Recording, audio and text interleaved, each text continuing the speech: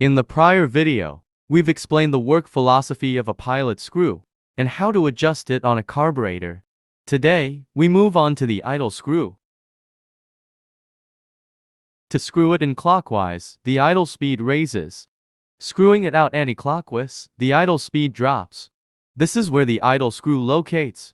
Differs from the pilot screw. There is no factory setting for this screw. Just screw it in until it's slightly seated before getting it installed and adjusted on your bike. Next, we'd like to talk about how it works on the idle speed. Removing the top and throttle valve. We could look into the internal. Here a screw popping up is just the idle screw, and it goes through the carb. Screwing it out completely,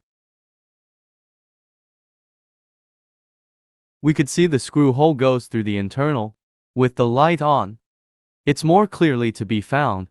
Let's screw it in again. Taking off the spring, it could be screwed in more easily. Putting the throttle valve back again, and you will know how it functions. From the filter side, we could tell that the opening for air inflow is quite open. With the idle screw completely screws in. With turns by turns it screws out.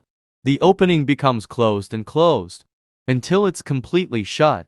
So you know, the idle screw is a screw that controls the height of the throttle valve being lifted.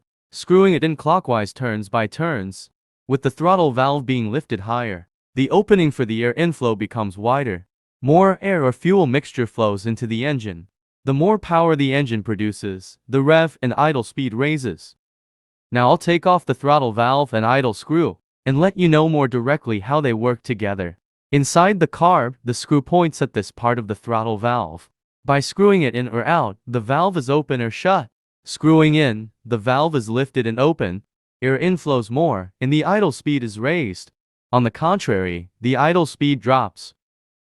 Lifting and dropping the throttle valve like this. This is where the idle screw locates. We could control the idle speed. By the way, do you know why there is a spring on this idle screw?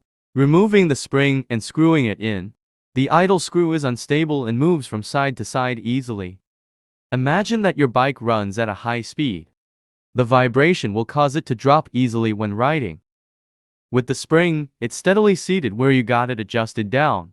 Now you know how this idle screw works.